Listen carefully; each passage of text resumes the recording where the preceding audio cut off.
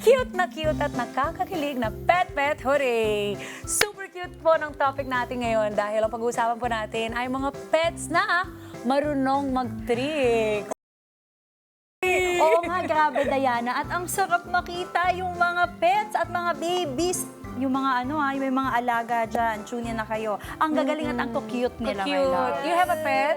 I don't have a pet, pero after ng Pet Hooray, yes, baka magkakaroon pwede. na tayo. What about you, Jazz? Do you have a pet? No, I don't, but I want one. Aw. So this will just make me want to get another one even Oh, more. yeah. Because I think it's so cute. If they know how to, if marunong sila mag-sit or paw or roll over. That's right.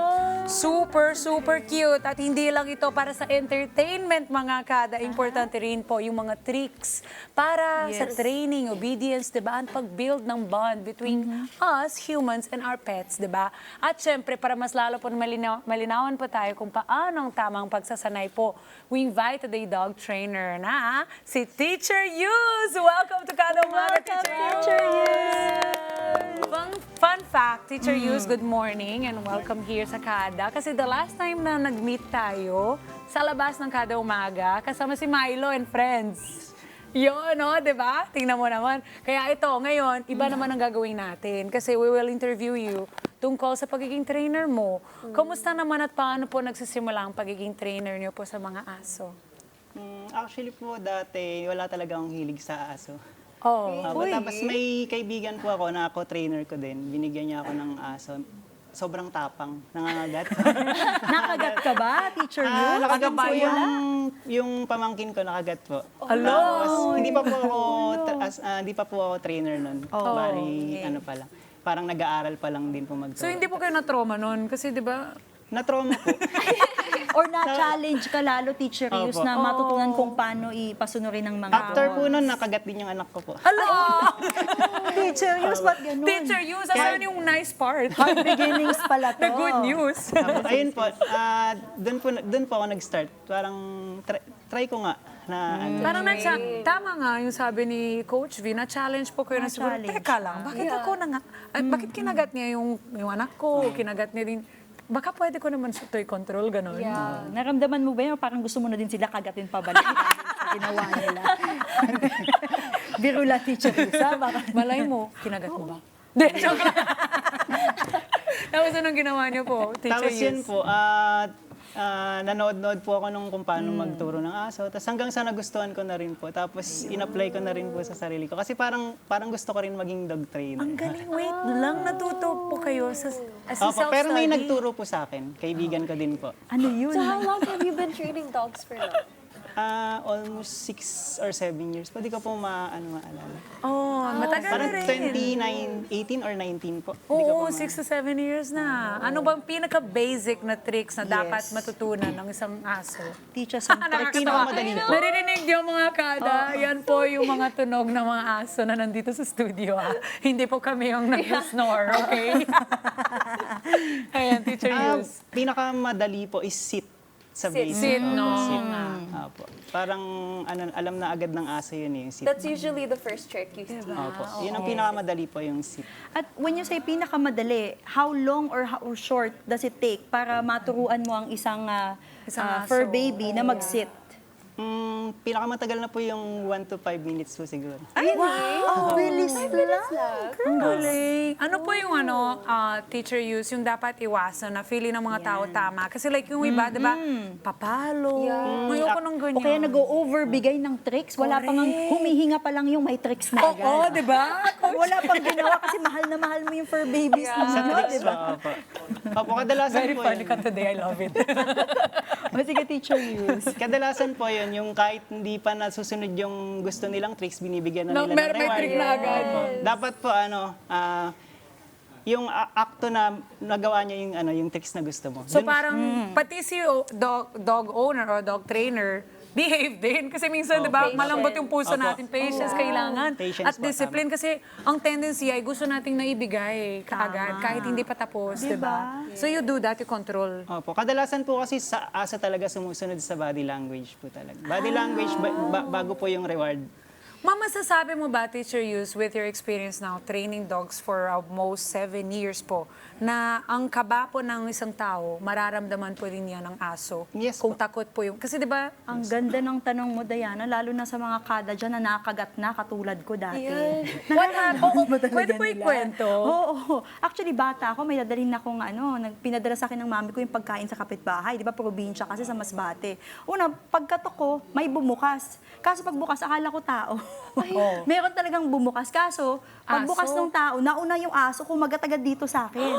Buti na lang, makapalang pants ko. Pero dumugo siya. So from that time on, hindi na ako humawak, Teacher Yus, Natakot na po ng aso. So do you have any tips for us? Nagkaroon po kayo ng negative experience Oo, sa nagkaroon. Tsaka totoo ba yun na kapag natatakot ka, lalo ka nilang kakagatin? Hindi naman po. Hindi Tanong naman natin po. kay Teacher Yus. Siguro po, mali lang po yung move na ginawa niyo. May moves po kayo na ano. May mali. Oh, may mali lang po pinakita na- kasi Siguro po siguro. nataranta kayo at bigla po kayong ano kaya lalo po kayong ano. Lalo po. So dapat kalmado din. Opo, kalmado lang po dapat. Or yung Lagi. parang ipakita natin sa kanila na it's okay, we're all, we May all belong. warning. Iba-iba po before kasi you ang touch ugali talaga ng aso. Pwedeng, iba-iba din. opo, pwedeng yung may behavior siya na ganun, tapos mali, suddenly may nagawa po kayong ano. Katulad ng ginawa ni Diana, yung it's okay, it's okay. Pag ginawa ba namin yung it's okay, titigil na sila or kakagatin nila yung kamay na it's okay. Mas okay po, kalmado lang po dapat. Akala lang, so wag na Kalma. yan. Ignore na lang ba sila? Ignore? Opo, ignore po. Ignore. Huwag niyo pong tititigan ng eye to eye contact. Nagagano yung aso. Naririnig nyo. Tinatawagan Nagagano, na tayo ng aso na nandito sa studio. Kaya ngayon, makakasama po natin isang fur parent at ang kanyang fur baby na student ni Teacher Yus. Please welcome to the show, Kimi Maclang. Puntahan na lang din natin sila. Let's go! Dito tayo! Ay, this is so fun! Sila ba nag-is normal? Sila yun! Siya yung nagsasnap. Ang cute! She's the one So cute! Oh, You Teacher guys Yus. are so cute! Teacher Yus, turuan mo naman kami paano ba yung tamang pagbati sa aso kapag first time kang mamimita aso. Mas okay po magpapaamoy. Ayun na lang si po Coach muna. V. Wait lang. Magpapaamoy po. Magpapaamoy, paano ba yung tamang Actually, pagpapaamoy? kusa po silang lalapit sa inyo. Dito ba tayo? Sige. Kimi? Hi! Hello, Kimi. Welcome to the show. Welcome, Kimi. Alright. At kasama ni Kimmy ang kanyang apat na Ganito lang po kayo, papaamoy lang. Tas, Sino si Charlie? Charlie. Charlie. This is Tabby. Chuck. Chuck. And Cloud. And Cloud. Oh, yeah. Ang kukulit nila. I love it. I love it. Bakit niyo po naisipan niyo yung mga babies niyo para mag-train, Mami Kimi? Because Can I hold one? last year, my partner was diagnosed with cancer. So, because we were always in the hospital, we always away, ayaw namin na mag-rub off sa kanila or malonely sila. So, para may activity sila na positive sa bahay. I love that. That's regular. Sige We po. called him. Oh. Ayan. So, because nga, sabi nila, pwedeng mag-rub off sa dogs yung stress, yung anxiety. So we didn't want that. Kaya, nung time na yon, tapos tuloy-tuloy yung journey niya. That's so, ang galing po. So, Teacher Yus, tsaka ano, pwede niyo ba kaming turuan kung paano ngayon? Like ngayon, He's bagong already bunga, sitting. diba? Oo nga. Dapat magaganon, totoo ba yun? Dapat Apo, wait, binibigay yung way po kasi kamay? ng pagpapakilala po nila, Palikod. dapat nagpapaamoy. Ay, papaamoy muna. Ang Papaamoy cute po. nila. Paamoy daw, hello. Ayan na, oh. Claudio, oh, you say hi. Ayan na. Pumapasok talaga sila sa Dinidilaan loob. pa niya. Ayan o. Ay, pag dumidila ba sila dapat pabayaan lang? Oo Hindi naman. dapat pabayaan lang. Dilaan mo sila pabalik. Joke. Ikaw talaga. Sabi, Charlie! alam ko sasabihin. Charlie! Charlie! O, Charlie, nasa na si Alam, saan nakapunta? Ayan tuloy. Charlie, kami. Andyan. Ayan na siya. Siya po ay nag-i-snore. So, Teacher Yus, ano ang special training approach na ginamit niyo kay Charlie? Positive reinforcement po. Paano po Food-based yun? reward po. Food-based reward. Paano po? Can you show us? Sige. Sige. Ayan. Madi-demonstrate Natatawa ako sa pag-snore. Charlie! Charlie! Asan si Charlie dyan? Ito. Hello po. Inaamoy na nila yung mga pusa ko. ayan na. Diba? Marami, 8 kasi yung pusa ko. So, Ma'am Kimi, 4 lang sila. Apat po, Charlie, yes. Wala nang dagdag. Wala pa. She's the Come on, newest Charlie. addition. So She's 7 months old. Sobrang yes. cute. Ayan, Pinapakita na po Si ni Pretty. Teacher Yus sa Stay. atin. yung positive enforcement. Tama? Positive rin. Charlie, the one snoring. Tunnel, tunnel, Charlie, tunnel. Tunnel, Charlie, tunnel. Yes, good. Ayun na. Almost. Yung snoring niya nakakatawa. Charlie, come. Go, Charlie! Tunnel, Charlie, tunnel. Go, go, go! Ay, bakit? Nagagalaw kasi. Nagagalaw ulit ka ng Charlie. Hawakan na Gagalaw. Charlie, come. I will hold it. Charlie. Hawakan namin. Charlie. Hawakan. Go, Charlie! Charlie. Down. Hey, dead bang. Roll over. Yes, good. Jump. Jump. Good. Jump. Yes, good. Jump. Charlie, jump. Good job. Charlie, jump. May score. Good job. Good Place. job, Sit. Charlie. Sit pretty. Stay. Stay. Oh, cute. Yes, come. Good job. Up. Up. Dance. Yes, dance. Nakakatawa yung pag-snore. Up. Ang cute. Bunot, bunot, bunot. Budot. Oo nga. Ito si Jasmine. Yes, good job. Ang cute. Palakpakan natin si Charlie. Pit. Charlie. Charlie. Pit. So, Teacher Yus, pag tinuruan mo yan sila, Ma'am Kimi, ginagawa niyo po yan sa bahay. Early on, hindi po, Charlie. Charlie, saan ka punta? Charlie, come kay Ma'am. Hindi pa tapos ang iyong Charlie. guesting. Ang cute. So, ideally po, yes. So, sometimes we do, but like I said po, nung initially when we asked him to come over, the purpose talaga was so that when we're away, pag busy kami sa hospital and sa work, ganyan, marami silang activity sa bahay. I But see. when we come home, sasali din kami. Pag naabutan namin silang nagte-training, sasali din kami. Usually po, anong yung routine ninyo kapag may training? Gaano katagal? Kasi apat sila eh. Importante po talaga repetition. Repetition. Opo, wala pong ano, dapat tuloy-tuloy lang po. Yeah, so sometimes po, pag dumarating si Teacher Yus, because he's 12 years old na, so he has like some health problems and minsan ayaw niya. So, pag hindi niya gustong sumali, hindi siya sasali. So sometimes siya din, hindi niya gustong sumali, So, she dapat was ba forced to wag join. pipilitin yung mga dogs kapag ayaw nila mag-train? Bawal. Sorry po. Dapat ba wag natin pipilitin yung dogs kapag feeling nila, gusto ko lang matulog today? Yeah. Ganyan. Hindi po eh. Dapat po talaga sa isang araw may activity po sila eh. Dapat daily Opo. pala. So, Daily po isa may mong repetition, dapat Opo. daily may Daily po practice. talaga dapat. Oo, pareho no sila At least, siguro sa ano, atin pagdating sa repetition really makes it perfect nga, sabi nga nila. Pero ano masasabi niyo po, Ma'am Kimi, na sa progress ni Charlie kumpara nung unang session? Actually, sa inyong dalawa gusto ko itanong to. Kasi syempre, When she was a puppy kasi, nag-training na din kami dun sa friend namin na dog trainer. So she had the basics na. Okay. And then when Yus came on, mas advanced na yung mga tinuro ni Yus. Tas more on tricks na, so ang dami na nilang nagagawa. The most important thing kay Charlie is, tumatakas kasi to like you saw kanina. Pero this time, napapabalik na siya. Dati kasi, hahabulin mo siya talaga. Hindi siya babalik. So ngayon, babalik na siya. ano kaya, Teacher Yus, ang masasabi mo? Kasi I'm sure hindi lang si Ma'am Kimi ang nag-experience nito. Ako mismo, may dalawang aso ako na nakawala. Nung dati nakatira ako sa Parañaque, dalawang chow-chow, malaki pa yun ha. Eh, problema po yun, and I will share, kasi nung isa sa mga aso ko na nawala, nasagasagan. Ano kasi sa yung Tagalog? Basta- Nasagasaan. Oo, nasagasaan. Nung isang, kaya importante po na may training din ng dogs para bumalik po sila sa Yes, atin. training for dog owners po. Importante po talaga yung training for dog owners kasi kayo po yung lifetime na trainer ng aso niyo. Yes. And we're the only kasama they have for the rest of their lives, di ba? Saka dapat po, nadidisiplina nyo rin po. Hindi lang yung trainer, dapat kayo din po nakakatapos. Paano yan, Teacher Dapat Yus? disiplina din pala ang owner. Also. Yan ang mahirap. Okay. Sit them. Pero muto naman. Ito, pero Teacher Yus, ano ba yung pinaka-trick na meron para bumalik po lagi ang isang pet sa bahay?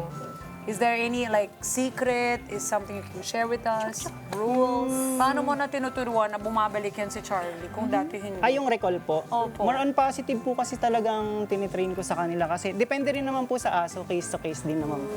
So dapat talaga papakita mo pag nasa bahay sila, safe space, masaya sila doon. Opo, masaya. Para hindi nila maghanap naman ng anything sa...